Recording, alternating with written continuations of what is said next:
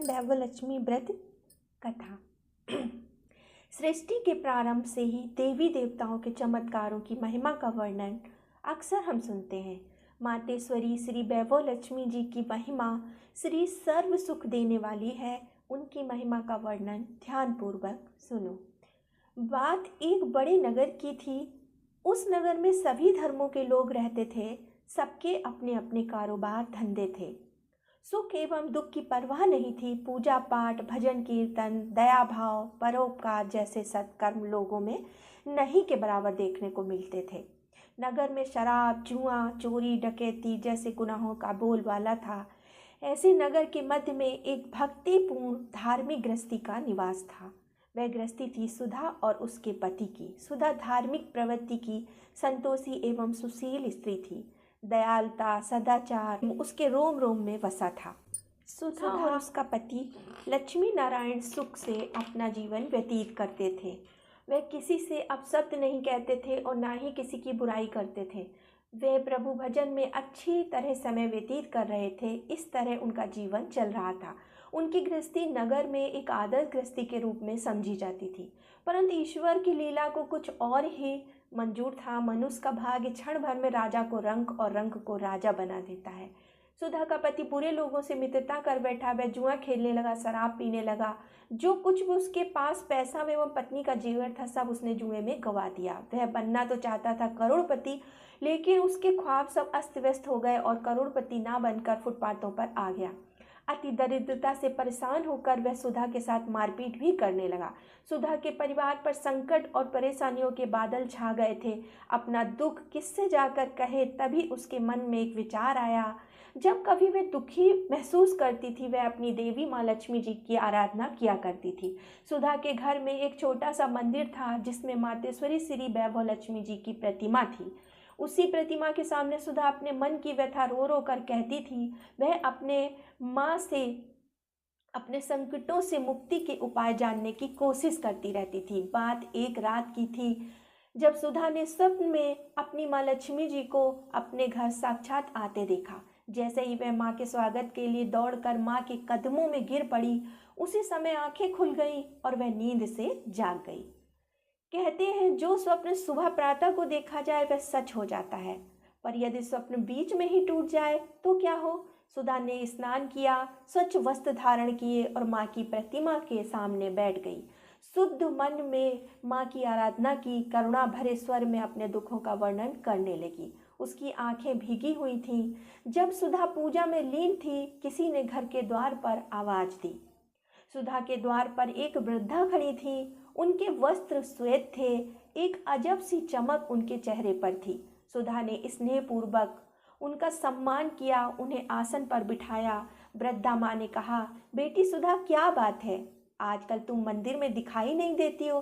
प्रत्येक शुक्रवार को तुम्हारे द्वारा गाय भजन हृदय को बहुत भाते थे, परंतु अब क्यों नहीं आती? सुधा ने अपने दुखों का वर्णन उन वृद्धा माँ से कह दिया।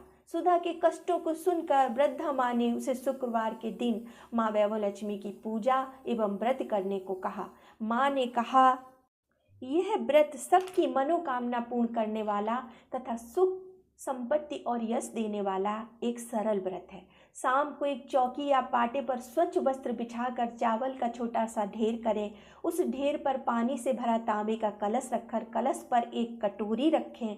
उस कटोरी में एक सोने या चांदी का गहना रखें। यदि सोने चांदी का गहना ना हो तो नगद रुपए का सिक्का भी रख सकते हैं। हल्दी, रोली और गुलाब के लाल फूलों से पूजन करें। धूप दीप के साथ एक पात्र में मिष्ठान या गुड़ रखें। फिर माँ वैभवलक्ष्मी की कथा करें। गहने की पूजा करते समय निम्न श्लोक का उच्चारण करें। या रक्तांबुजवासिनी विलासिनी चंडासु तेजस्विनी, या रक्ता रुधिरांबरा हरिसखी या श्री मनोल्हादिनी, या रत्नाकर मंथनात् प्रगटिता विष्णु स्वाहागेहिनी, सा माम मातु मनोरमा भगवती लक्ष्मीश पद्मावती। गहने की पूजा करते समय इस मंत्र का जाप जरूर करें। इससे माता लक्ष्मी बहुत जल्दी प्रसन्न होती हैं। वैसे तो माँ लक्ष्मी के अनेक रूप हैं, परंतु श्री यंत्र अति प्रिय है। जो माँ के भक्त श्री यंत्र के दर्शन कर लेते हैं, समझ लो उन्होंने माँ के हर रूप के दर्शन कर लिए। इसलिए माँ पूजन के समय श्री यंत्र को मत भूलें।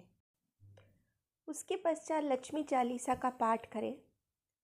फिर घी, आटे और चीनी को भूनकर बनाया गया प्रसाद, जिसमें केले के टुकड़े काटे हों, माँ लक्ष्मी जी की आरती करके उस प्रसाद को लोगों में बांट दें तथा बांटते समय भी आप जय माँ लक्ष्मी बोलते रहें। यह व्रत निरंतर 11, 21, 51 रखे जा सकते हैं। सूर्यास्त होने के पश्चात माँ की उपासना करके जब प्रसाद बांट लें तो आप भी भोजन ग्रहण कर सकते हैं। माँ के सामने रखे चावलों को सब पक्षियों में डाल दें और कलश का पानी तुलसी जी की क्यारी में डाल दें।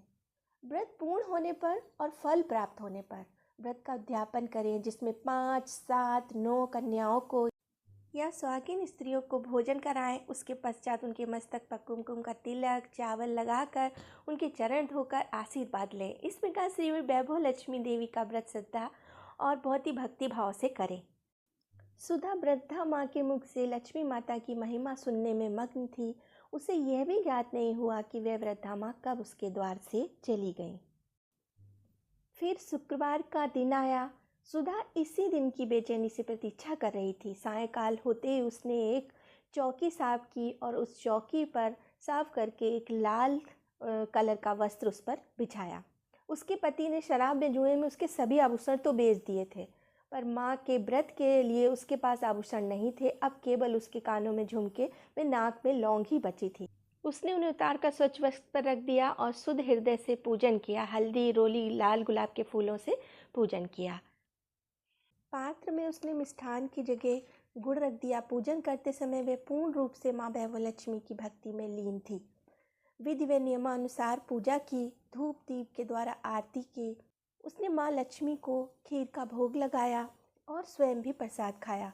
फिर अपने कानों व नाक के गहने पहन लिए और रात्रि को जब पति आया तो उसे भी माँ लक्ष्मी का प्रसाद दिया। जैसे सुधा के पति ने माँ का प्रसाद ग्रहण किया, अचानक उसमें परिवर्तन होने लगा।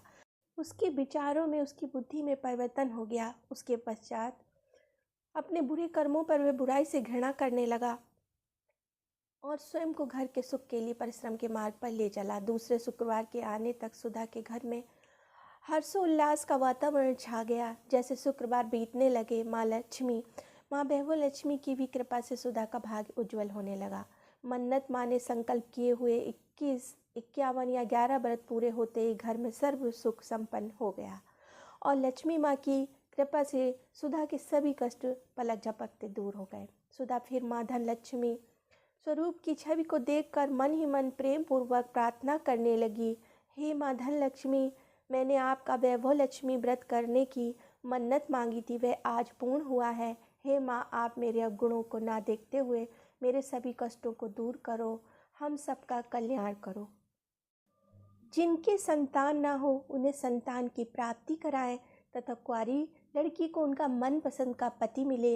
अतः आप सब विपत्तियों को दूर करें, सबको सुख शांति दें तथा निर्धन के घर धन दें। हे माँ, आपकी महिमा अपरंपार है, आप जो चाहें कर सकती हैं। ऐसा बोलते हुए लक्ष्मी के धन लक्ष्मी स्वरूप की छवि को प्रणाम किया। उसी दिन माँ लक्ष्मी की श्री वैभव लक्ष्मी व्रत कथा की 101, 51, 21 व्रत कथा की किताबें अवश्य बांटें। अगर आपके पास इतनी किताबें भी खरीदने के पैसे नहीं हैं तो 11 तो अवश्य ही बांटनी चाहिए।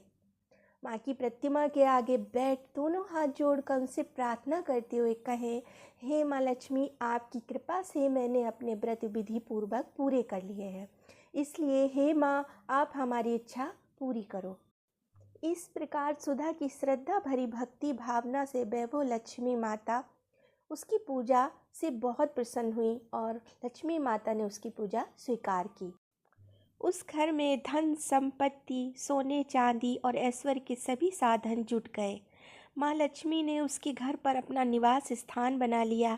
गली मोहल्ले की दूसरी स्त्रियों ने भी सुधा से पूछा कि तुम कौन सा व्रत करती हो जिसके कारण तुम्हारे घर में सुख शांति, धन संपत्ति तथा सभी ऐश्वर्य प्राप्त हुए हैं। सुधा ने कहा, मैंने माँ वैभवलक्ष्मी के व्रत किए हैं और बहुत ही श्रद्धा के साथ उनके व्रत का उद्यापन भी किया है, और जितनी मेरे में सामर्थ्य था उतनी मैंने उनकी पुस्तक भी बांटी है। यह बात सुनकर गली मोहल्ले की दूसरी स्त्रियां भी उसको देखकर वैभवलक्ष्मी माता का व्रत पूजन करने लगी, और फिर सुधा के घर में कभी भी दोबारा से दुख तकलीफ लौट कर नहीं आई। उसके घर में सुख शांति का वातावरण हो गया। जय माँ वैभवलक्ष्मी, आपकी सदा ही जय हो।